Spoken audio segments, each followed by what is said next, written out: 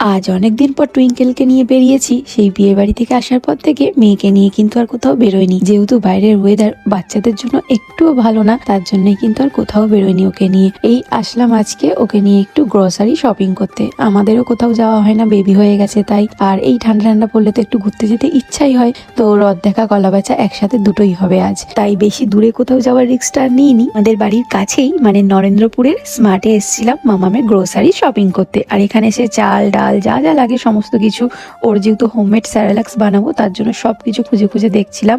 আর মাম্মামকে এখানে এসে প্রথম কিন্তু আমি এই ট্রলিগুলোতে বসিয়েছি। মাম্মাম বেশ মজা পাচ্ছিল, আর আমিও তো বেশি মজা পাচ্ছিলাম সব থেকে, কারণ আগে যখন শপিংয়ে আসতাম অন্য বাচ্চাদেরকে এরকম ভাবে নিয়ে ঘুরতে দেখলে আমার খুব ইচ্ছা হতো, মানে আমার কেমন একটা হতো যে আমার হলেও আমি এরকম বসাবো ঘুরবো। আর সেম এখন সেটাই হচ্ছে, বেশ নিজেকে একটা মা মা মনে হচ্ছে। আমরা পেরেন্টস হিসাবে আজকে এসে শপিং করতে, মানে এই জিনিসটা একটা আলাদাই অনুভূতি। যারা আমাদের মতো রয়েছে তারা তো বুঝতেই পারবে।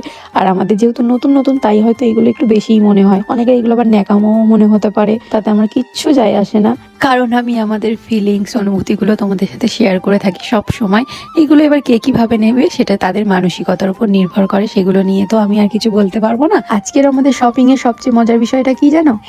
মজার বিষয়টা হলো আমার বর আমাকে সবকিছুতে বারণ করছে, আর নিও না হয়েছে চলো, কিন্তু মেয়ের বেলায় এসে তো আর বারণ করতে পারেনি। তো ওই জন্য মামামকে আমি অনেক কিছু শিখিয়ে মামামের হাতে তুলে তুলে দিয়ে নিয়ে চলে এসেছি বাড়িতে।